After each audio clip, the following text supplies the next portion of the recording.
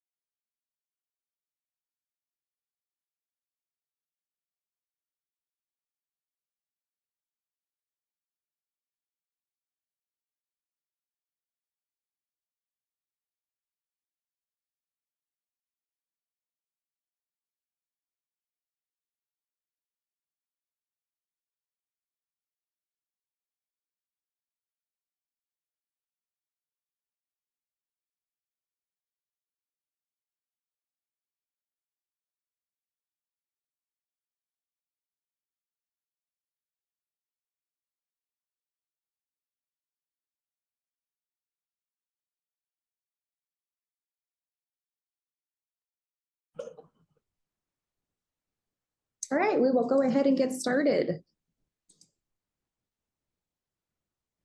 Good afternoon. I would like to welcome you all to the 2024 grant application webinar for the non-highway and off-road vehicle activities and the recreational trails program. My name is Karen Edwards. I am an assistant section manager here at the Recreation and Conservation Office. And with me today online is Jesse Sims, who will be co-hosting with me later on in the presentation. Thank you very much, Jesse. Jesse and I are really excited for you all to join us today as we kick off this year's grant application cycle. We will be referencing non-highway and off-road vehicle activities as NOVA and recreational trails program as RTP throughout this presentation. Also would like you all to know that this application webinar is being recorded. And this application webinar is intended to cover a variety of backcountry, recreational, and educational opportunities, which Jesse will cover later on in the presentation as he takes a deeper dive into each of these grant programs. On our agenda is to introduce you to our agency and the staff here in our agency, go through some of the eligibility requirements for these grant programs, how to apply for a grant, briefly describe the evaluation process and what to expect throughout the evaluation process, some helpful hints and considerations as you apply. And then, as I mentioned, Jesse will get into a deeper dive of both NOVA and RTP programs. And then we hope to have a short question and answer period at the end of the presentation. But if you have any questions, feel free to put them into the chat. The programs we are discussing today are overseen by the Recreation Conservation Funding Board, which is a board made up of 5 citizen members and 1 being our board chairman and 3 state agency members. The Recreation Conservation Office is abbreviated as RCO, and we are a small government agency led by our governor-appointed director, Megan Duffy. This is not a picture of Megan Duffy, by the way, to carry out the programs of our board.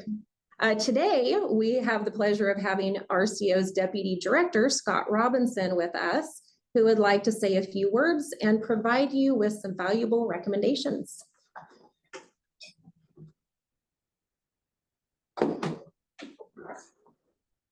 All right, thank you, Karen.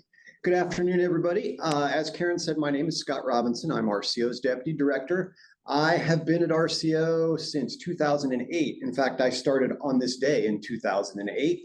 And prior to that, I had 15 years with the Department of Natural Resources, and part of my responsibility was to apply for NOVA and RTP grants. So I know what you're going through here. On behalf of our director, Megan Duffy, and the Recreation Conservation Funding Board, and all of our staff, I'd like to officially welcome you to the 2024 grant cycle. These programs help define what we are as Washington State, right? They help maintain and build trails and campgrounds and make Washington a destination state. So this is a really important program to us. And throughout the years, we have funded over 2,500 projects that have helped maintain these trails and campgrounds. We've been gearing up for this program for the last year. We've made some tweaks to our PRISM database. We've hired new staff. You might see some new names associated with RCO, and we're really excited about them. And we have also been getting our advisory committees up to speed and making sure we have those folks ready to go to review and score your projects. I want to give you a few tips that I think can help you be successful in your application here at RCO. The first one, regardless if you applied for a grant with us or not, read the manual. There's been some changes in these programs this year, so you'll want to take a look at that, and Karen will address that. Karen and Jesse will address that as we go through this presentation. Also, there's an application to-do list on the website. Follow that to-do list, and you'll be able to submit a complete application. Next, your grant managers. Contact your grant managers. You're going to have questions. They are here to help you. They want to hear from you.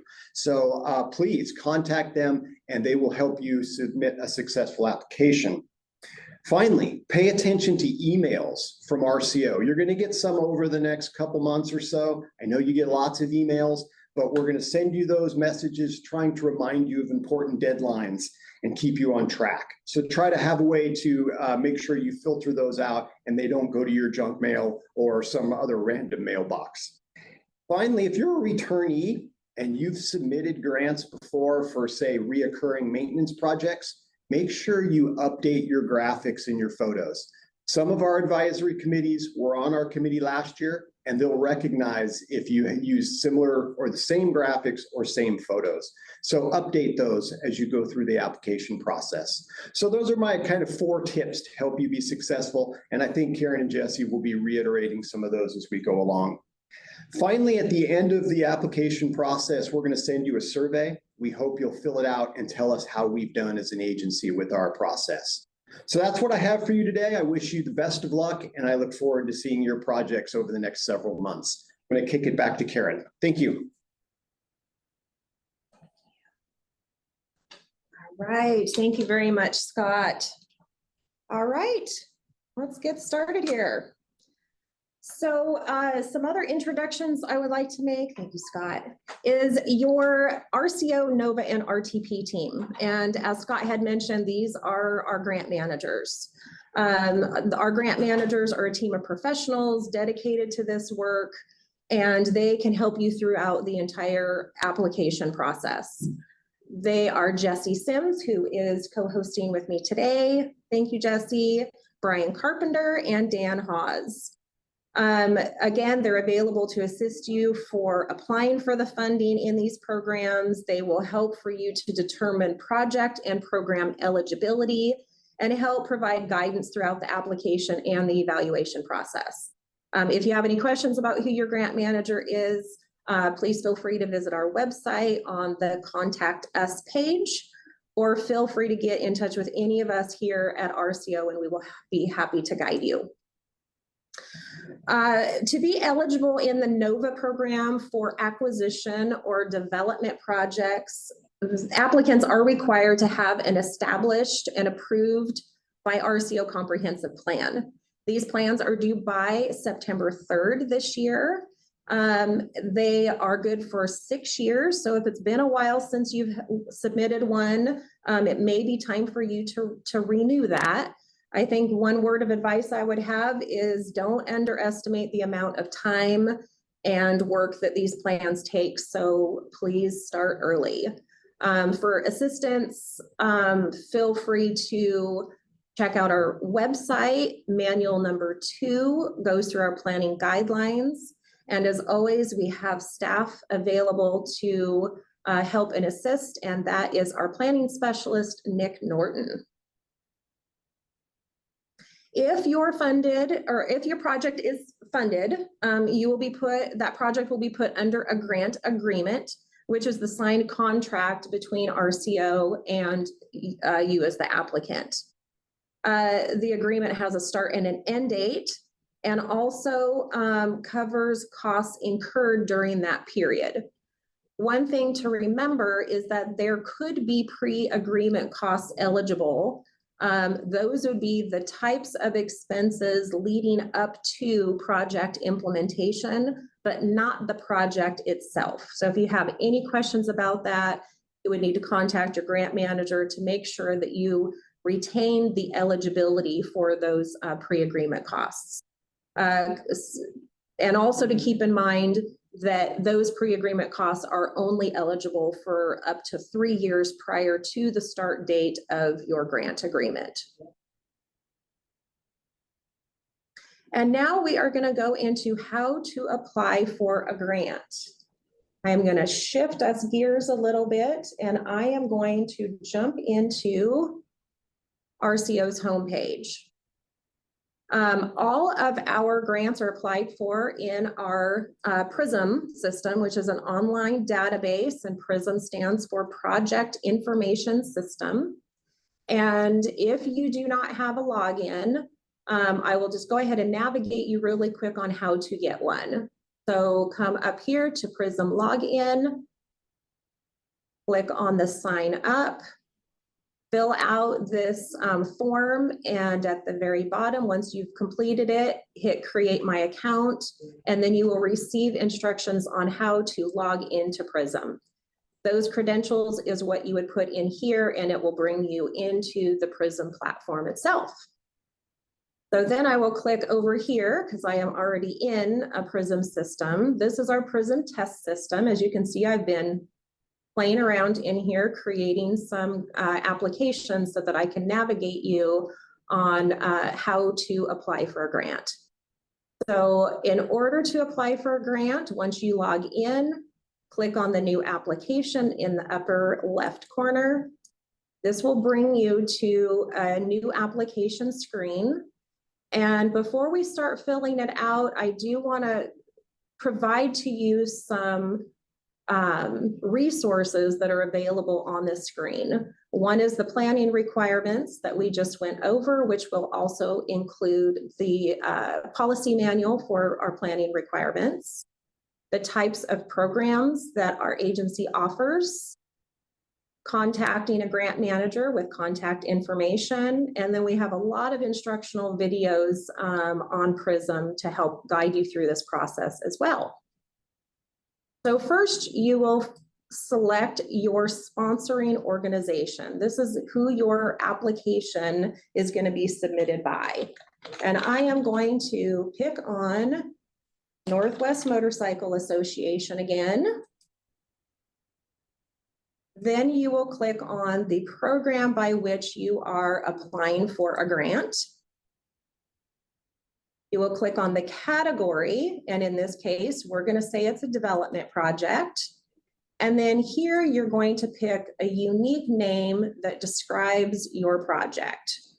I am just going to put a placeholder on here so that we can kind of get moving. That might not even let me There we go.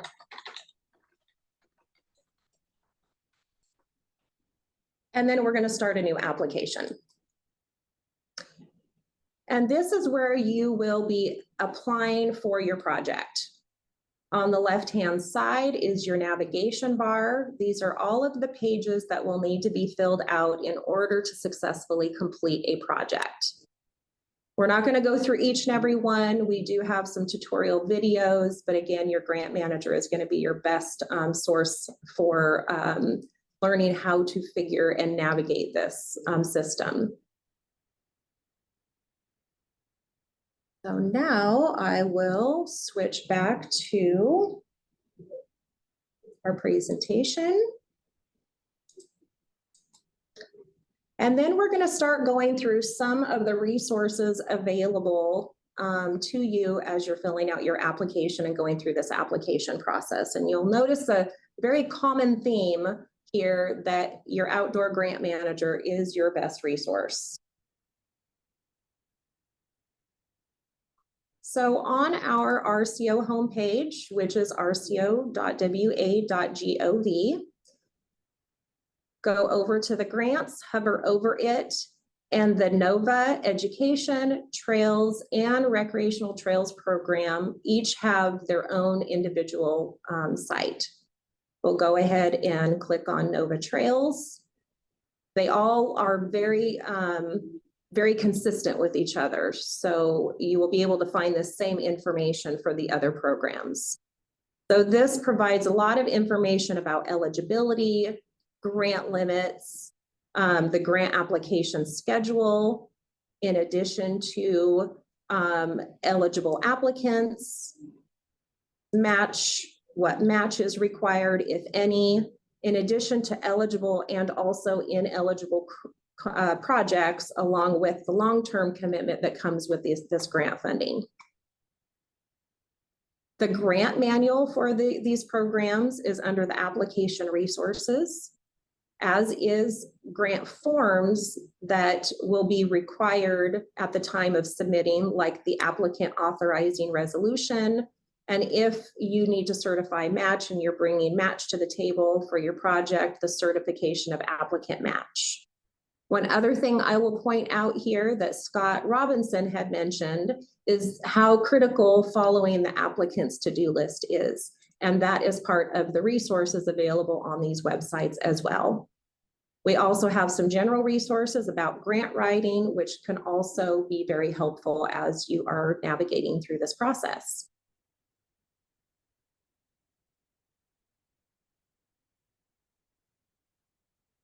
Get back to our PowerPoint. Okay, so we'll touch a little bit about the evaluation process. And once you submit your application in PRISM, staff here at RCO review your proposal that is applied for to ensure that it is eligible in that grant program. There are also times when staff will review a proposal and think even though it may be eligible in a grant program, it may be a bit more competitive in another. So again, your grant manager is your best resource. Evaluation of the projects is required, and the answers to the evaluation criteria are scored by an advisory committee. The advisory committee are volunteers. They play a significant role in this competitive grant process. They use the same board adopted criteria that you answer to score your project. So it's very critical to make sure that you are answering that criteria transparently and honestly, because the way in which you apply for your project is the way it will be put under agreement. The advisory committee can also make funding, policy, and process recommendations to RCO, and they may also be able to recommend a do not fund for some projects in some grant programs. One of the biggest changes that were made this year, this cycle, is that all categories in NOVA are now written process in PRISM. PowerPoint presentations are no longer required to be presented to the advisory committee. So they are all done the way in which education and enforcement of NOVA and RTP have been done in the past. So there will be no more PowerPoint presentations. The evaluation criteria will be answered right in PRISM. This is a screenshot of what that looks like. And when you start your project, you will notice that that evaluation criteria is available to you. Each of these have a character limit. I think most of them are 5,000 characters, and we do recommend that you utilize those to make the most of your project for evaluation. Again, all NOVA categories are now written. There will be an opportunity for a Q&A session with the advisory committee members so they can obtain clarification from you to help them score your project. The other change this year is the grant limits in some of our NOVA categories have changed. That will be covered by Jesse a little bit later in the webinar.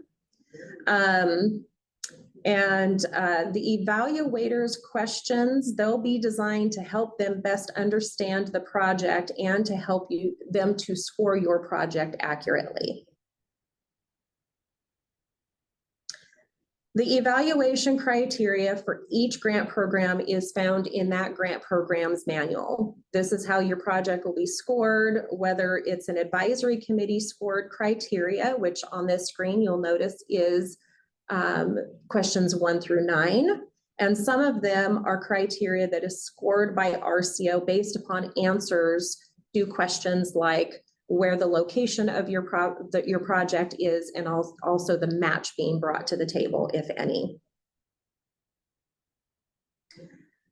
The most important element of your grant application is to ensure that you capture your project according to the way your project will be implemented.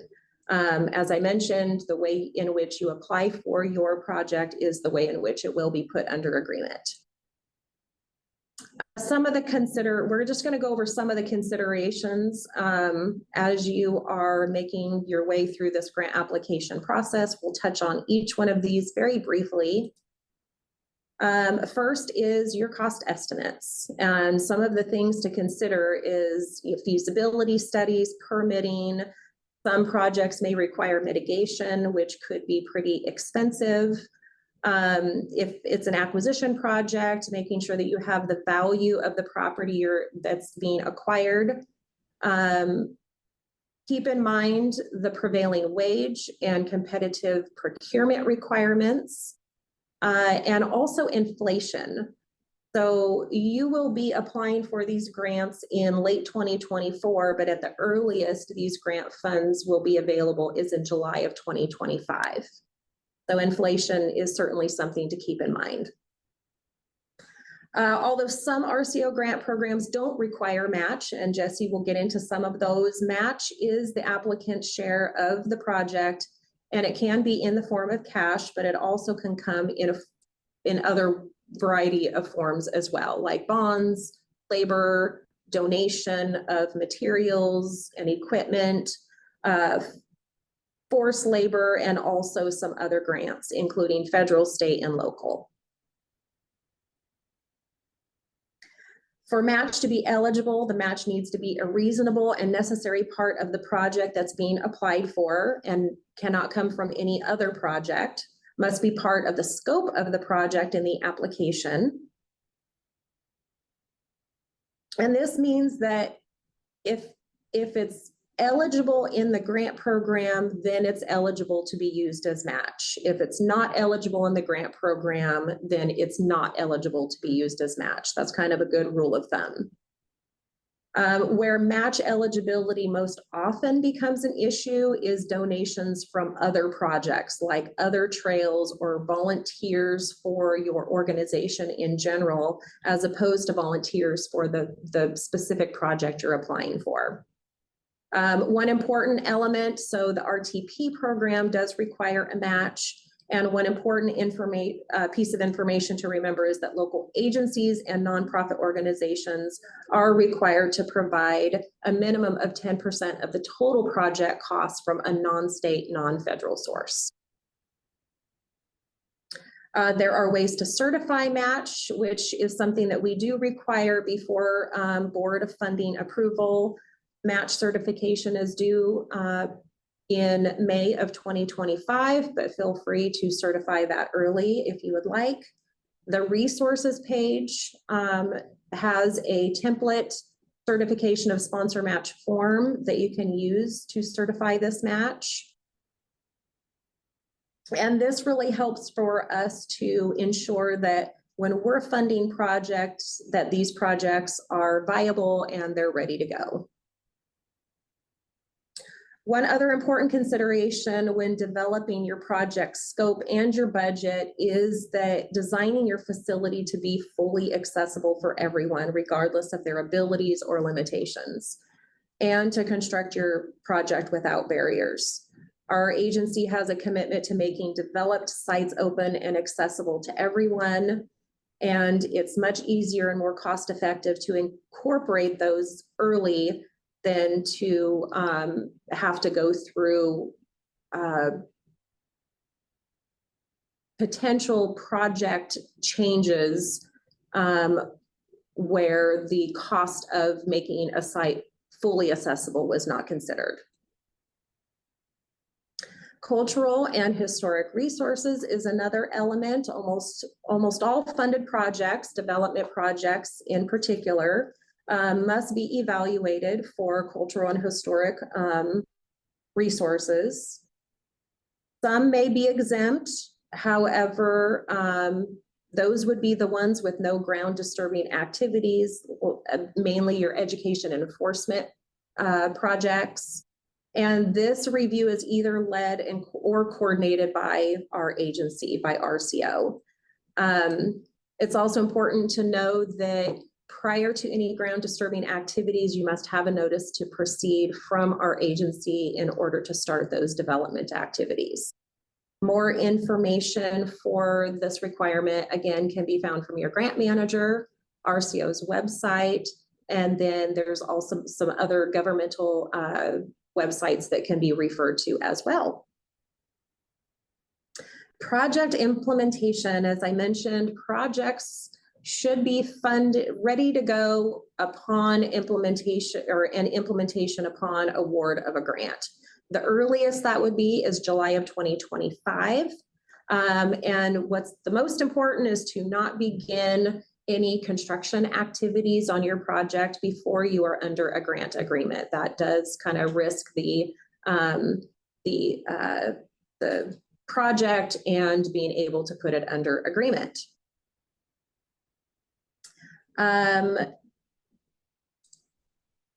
More about project implementation. We do set some milestones, which is how RCO and also you as a project sponsor can track your progress along the grant timeline. For maintenance and education projects, RCO will use standard project milestones and typically put those agreements in place for about 2 years. For development projects, we generally expect these projects to be completed within 2 to 3 years. Although sometimes we do recognize that they may need to exceed that timeline for certain reasons, such as maybe construction season, fish windows, or potentially even weather due to either snow or fire season. And acquisition and planning projects can usually be completed within about 2 years.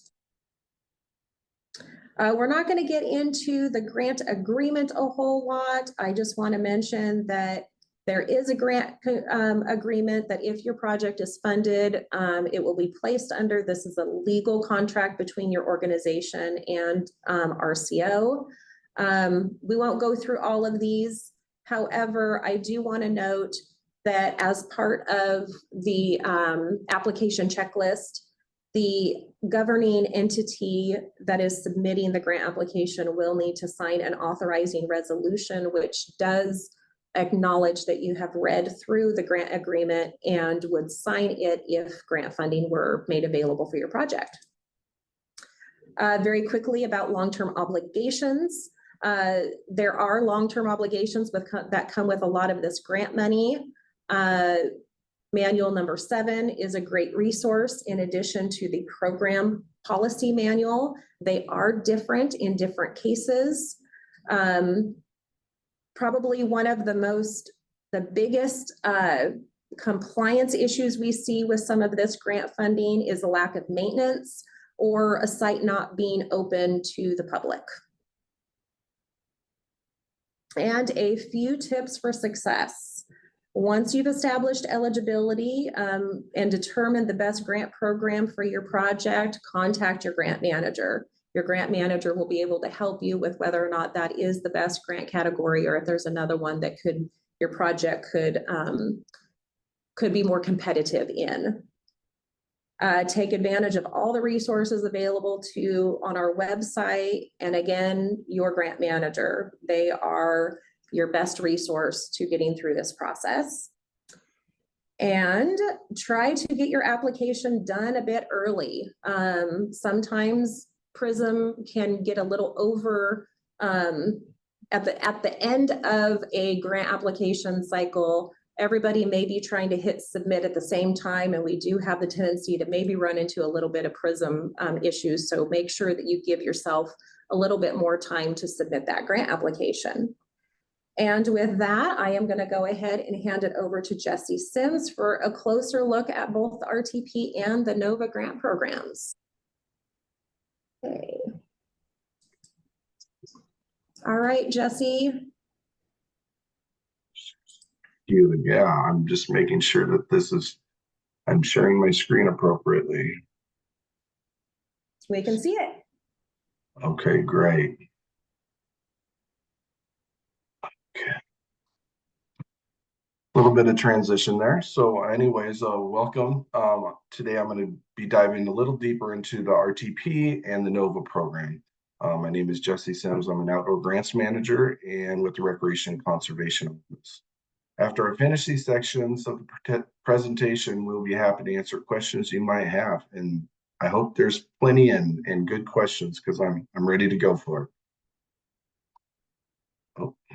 So let's begin with the Recreational Trails Program. Every 6 years, Congress schedules passage of the nation's Surface Transportation Bill. Since 1991, this massive funding authorization law has included provisions for the Recreational Trails Program. Authority for this program is found in the Federal Recreational Trails Program Guidance and the Revised Code of Washington and the Washington Administrative Code. Program overview. Well, RTP legislation defines this program. This can be for any type of trail, urban, rural, paved, natural surface, etc. RTP is used to reduce backlog of deferred maintenance on trails that provide backcountry experience. The definition of backlog and deferred maintenance is up to the applicant to define. Funding comes from the Federal Highway Administration's transportation budget through the Transportation Alternatives Program. The federal program provides funding for a broad range of recreational trails, uses including those that are used for transportation purposes. Basically, if it's a trail and it allows recreational use, it's eligible to receive RTP funding. I also want to highlight that RTP allows snowmobiling as an allowable use, which is different from the NOVA program. Additionally, the state may choose to use up to 5% of funding for education projects. Education projects must convey a safety or an environmental stewardship message. Unlike NOVA, enforcement activities are not eligible in RTP.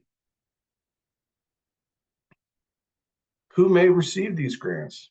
Well, as you can see, the list of eligible organizations on this page. Nonprofits in particular must be registered with the Secretary of State and be involved in trail activities for the last 3 years.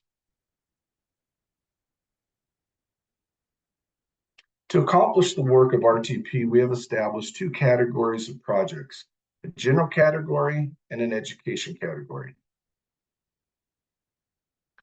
General category projects may be funded up to $150,000 for up to a 2-year project, and 20% match is required. Work in the general category includes trail maintenance, rehabilitation or reconstruction, trailhead facilities, purchasing or renting maintenance equipment, and in limited situations, new trail construction of short trails that link two existing trails to one another. That's pretty key. There's very small amount of opportunities to actually link two existing trails together. So we do not see a lot of new trail construction within RTP. The second category is for education projects. Applications for these funds may request up to $20,000 for each 2-year project with a 20% match. These projects usually are for staff salaries and benefits to perform field work, contacting users while they recreate, developing maps and brochures and signing. Education projects must follow the federal fiscal year. So even if you have a summer education grant for 2 years, your first year is very short, only 3 to 4 months. And the second year would be the entire season. So that in general, I would like you to talk to your grants manager. I can't get into the weeds on that, but it is a very short window. And for you to be successful, it'd be good for you to have the correct information. And then for winter education projects, you'll need to request for an advanced implementation waiver. That means you do the work and then you wouldn't get reimbursed until the next year for the work you got till we actually got the money from the feds. So once again, that's a conversation you could have with your OGM. Now with Buy America, I'm excited. This is really exciting news for RTP. As you know, there's requirements on all steel and iron incorporated into funding projects. So anything that was made like a quad or a dirt bike or a chainsaw or a snow groomer, it had to all be made in the USA. The steel had to come from the USA. It had to be made. I mean, everything, even to the last bolt. And it was very, very difficult for both the feds, state, and nonprofits to actually find correct equipment they needed for on the ground. So what occurred during this last cycle was that the feds have now increased the total amount of the project up to $500,000. And so that all that Buy America is now waived as long as your project is under $500,000. So that leads me to believe that for some organizations that maybe have been waiting on needing to purchase a quad or a dirt bike that would be over the normal $5,000 threshold that was before. Now it's an opportunity to take advantage of that, and especially the snow groomer, which obviously is going to be $100,000, $200,000, which was not feasible at all. So it's really exciting news for the applicants and the citizens of the state of Washington. Here are some key dates to remember as you go through the RTP grant process. As you can see, it is August 1st, and you're attending this application webinar. It's also the first day applications are open. So applications are due on October 31st. This timeline is located on our website, as Karen had showed before. Now I'd like to introduce you to the NOVA, the non-highway off-road vehicle activities category. The NOVA program provides grants for planning, purchase of land, development and maintenance of land, and facilities that support a wide range of trail and back road related recreation. The grant ranking determinations are achieved through a competitive selection process using evaluation criteria. NOVA funding comes from a portion of the motor vehicle fuel tax, which is shared by 4 natural resources related state agencies, with the addition of funds from permit fees for off-road vehicles. This is another new one, and Karen had touched on this. The board adopted new grant limits, which are the maximum funding amount that can go to any one project according to the NOVA categories. So before, education enforcement was capped at $200,000, and now for this grant cycle, it's up to $250,000. Same thing with off-road vehicle. It went from 200,000 on the maintenance and operation to 250. And now non-highway road and non-motorized are both at 200,000 for both maintenance and operation and acquisition, development, and planning. So those are big changes. We heard loud and clear from our constituent bases through a planning process and went on. Our policy team worked very hard to get this information. And due to the world of inflation, the applicants and people who are managing the grants were unable to meet a lot of their needs on the ground with our previous grant limits. So we're hoping to see that these increased grant limits will help folks get the jobs that need to be done on the ground. Eligible applicants include federal and state agencies, local governments, including Native American tribes and special purpose districts, and off-road vehicle related nonprofits as well. The NOVA program is divided into 4 different categories: education and enforcement, non-highway road, non-motorized, and off-road vehicle.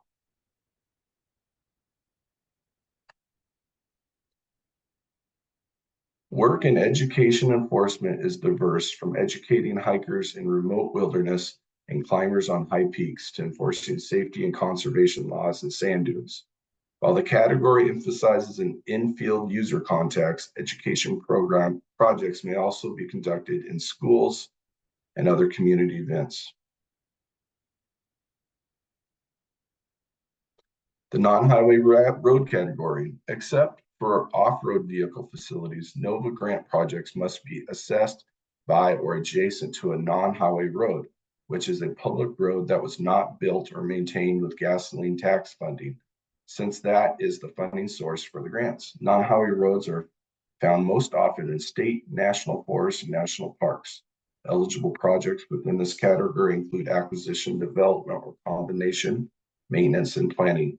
Projects in this category are intended to serve people with facilities that are adjacent to or assessed by non-highway roads. These can include camping, hunting, fishing, picnicking, sightseeing, kayaking, and other similar activities. The NOVA non-motorized category focuses on non-motorized trail activities such as horseback riding, hiking, mountain biking, snowshoeing, cross-country skiing. Eligible projects within this category include acquisition, development, or combination, maintenance, and planning. Common non-motorized projects feature the maintenance of development of trails, trailheads, and support facilities. With much of the state's population participating in non-motorized trail recreation, this is one of RCO's most competitive grants. The ORV category's focuses on motorized off-road vehicle activities and the motorsports parks, serving users with motorcycles, all-terrain vehicles, side-by-side UTVs, or four-wheel drive vehicles. By statute, snowmobiles have separate grant funding, so they are not part of NOVA. Most projects are either trail maintenance or development, but trailheads, day use areas, campgrounds, motorsports parks, and support facilities are frequently funded. Here are some key dates to remember as you go through the NOVA grant process. As with RTP, applications open on August 1st and are due on October 31st. There are a few differences in NOVA's schedule compared to the RTP's schedule that I showed earlier. Most important, agency comprehensive plans are due September 3rd for NOVA acquisition, development, or planning projects. These plans last 6 years, so your agency must already have one filled out. Please note the project evaluation schedule has changed from what was previously posted to support the hybrid format. Application due is when your first draft must be complete and you click the submit button and send it to us, which also temporarily locks you out of making changes.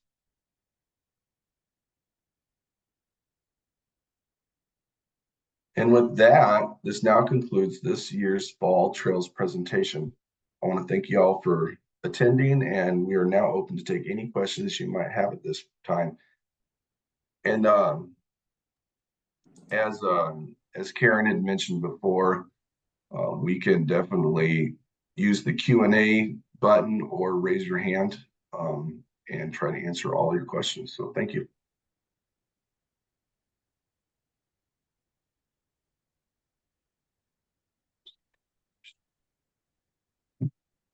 Thank you, Jesse.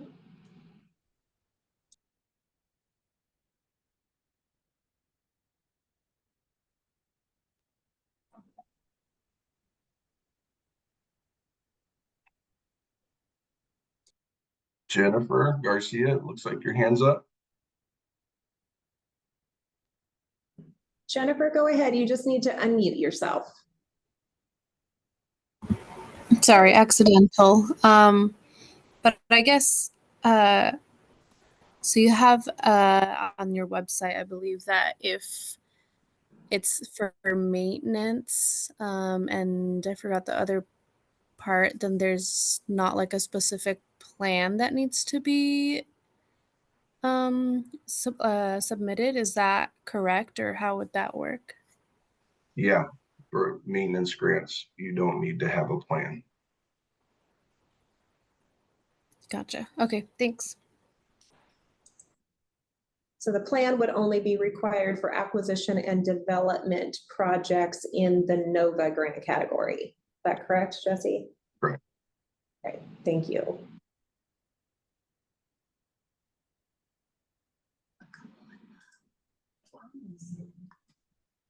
Rosemary, you have your hand up?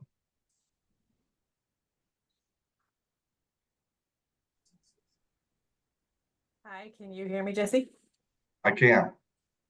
So my question is about the new format with the evaluation. I guess one advantage was we had time to develop that after the October 31st deadline and before the presentations.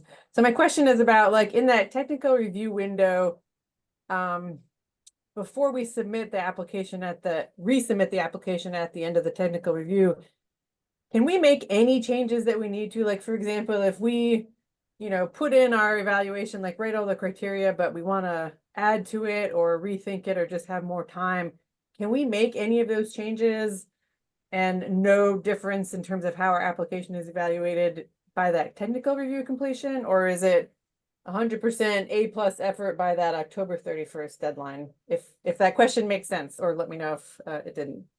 Well, I think I'm getting it, and Karen, you can jump in too. But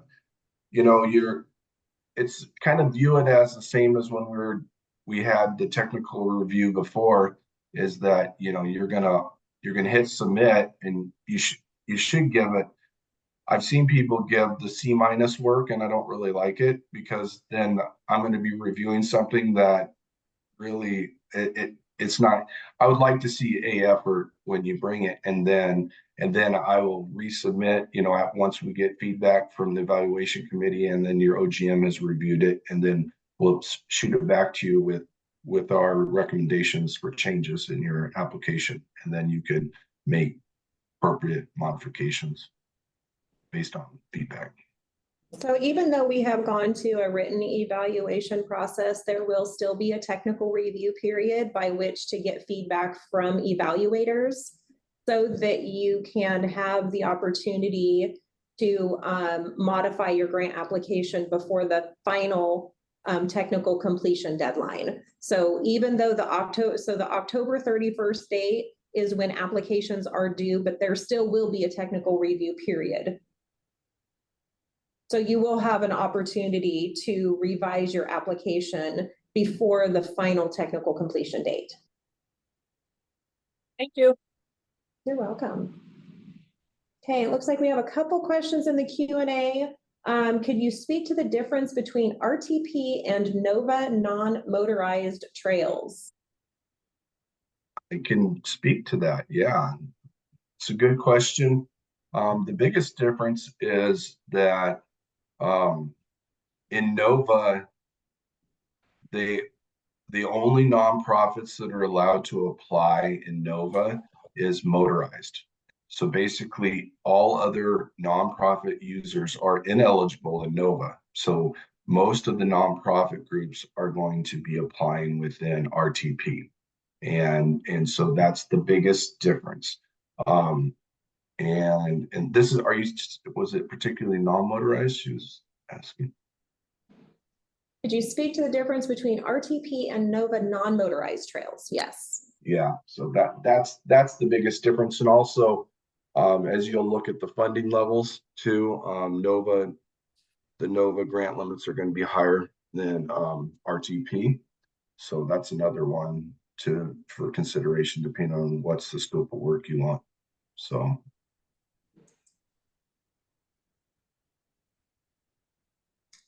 See, we do have another question. We are just getting the property in January or February of 2024. Do we need to wait 3 years to apply for trail grants?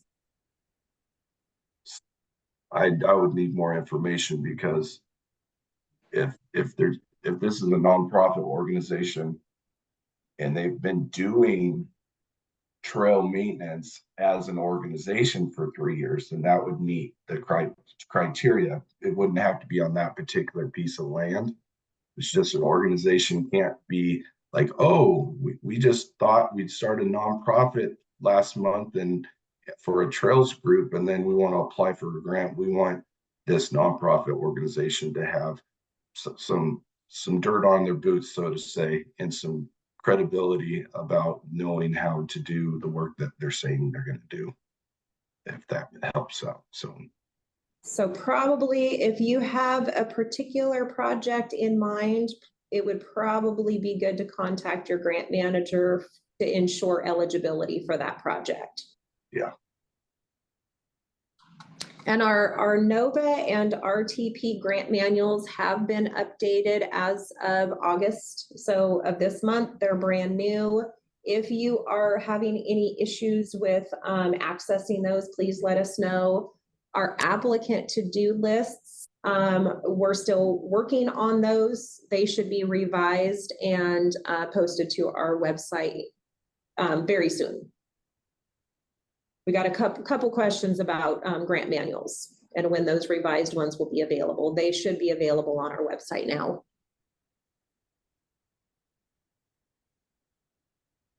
Any other questions? Feel free to pop it in the Q&A or raise your hand. Erin. Hi, thanks. I was actually the one that asked about the difference between NOVA non-motorized and RTP, and that was helpful. I'm still wondering a little bit though, as I'm with Chelan County, so we're a local agency, and we sounds like could apply for either. And it seems to me that the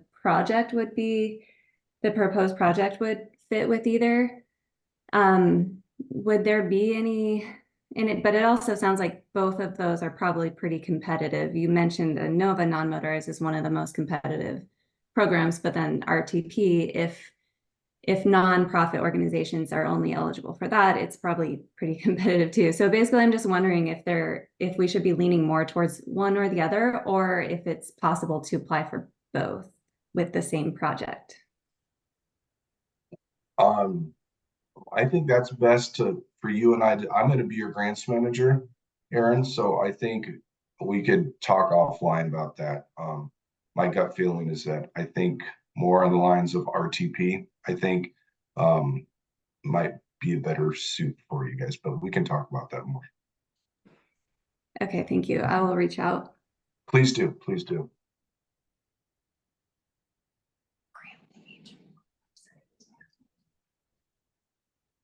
Great. What is all needed to be submitted on the September 3rd due date? So the September 3rd due date is specific to the NOVA grant category for acquisition and development projects. And that is where a comprehensive plan is required to establish eligibility.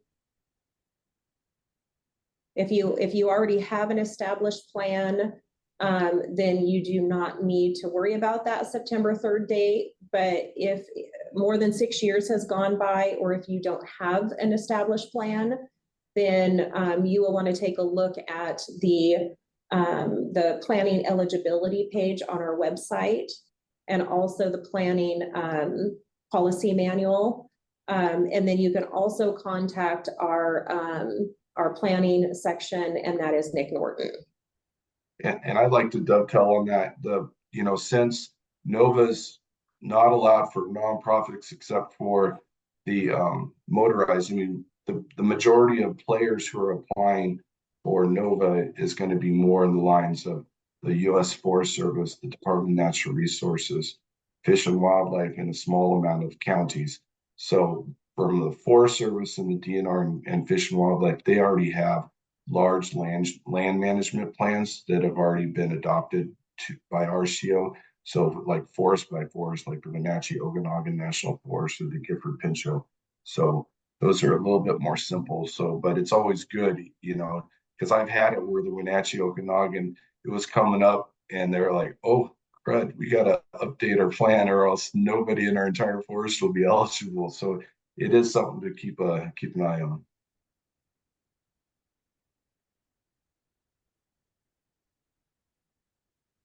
But yeah, Nicholas Norton is a great, you know, get a hold of him and he has the magic hands and he can figure out and tell you how long your plan's good for, or if you actually are not eligible this year and you need to rush real quick and get yourself updated by September 3rd, which would be a hard go. So Great clarification, Jesse. Any other questions?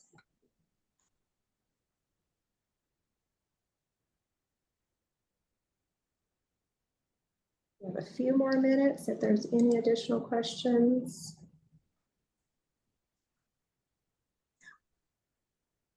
I do want to, if there's no questions, I want to make a statement. It's just about an RTP.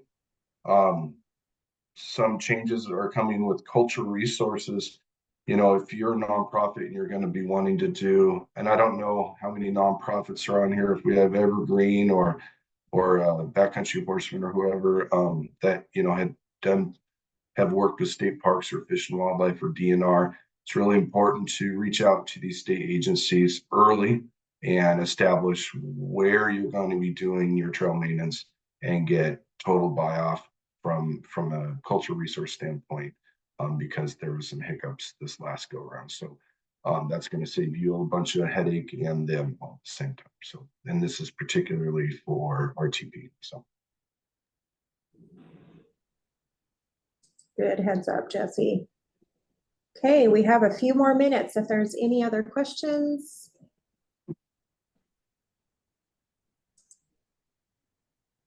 All right. Well, thank you all so much. Greatly appreciate you being here. Again, if you have any questions, let us know. And we look forward to working with you throughout this grant application cycle. Any final words from you, Jesse? No, I'm just excited for the new round to come and see all the cool projects that people will be bringing. So I'm excited. So go forth, do great things. All right, Jesse, we do have a couple of other questions. Oh, I am cool. with the Tacoma Sportsman Club Conservation Land Foundation, a nonprofit. Are you, Jesse, my grant manager? Are you Tacoma? I think I'm more east side boy, so I think that would fall in the realms of Dan Bryan. Dan or Brian, yeah, that's going to be either, I believe that would probably be Dan Hawes is going to be your grant manager, Barbara. And then where can we find this recording? I think Monica's all over that. Yeah, the recording can be found on the grant webpage. In the schedule, we typically link it once it's posted, and it's also available on our YouTube channel. So if you go to YouTube and type in Recreation and Conservation Office, you should be able to access it that way as well. Thank Okay, you. and then Monica, what did you say? Where on our individual page? So if they go to Nova, it'll be embedded as a link so they can access it when they're looking at the grant manual and their to-do lists and all that stuff. It would be in there. Correct. So Okay. it'll be on the schedule. There was a registration link in the schedule next to August 1st. Instead of register for a webinar, it'll say watch this webinar. Oh, or perfect. something along those lines. So it'll link to our YouTube there. Great. Thank you so much, Monica. Okay. With that, thank you all so much again. Reach out if you have any questions or need some clarification. Okay, thank you. Thank you all. Bye-bye.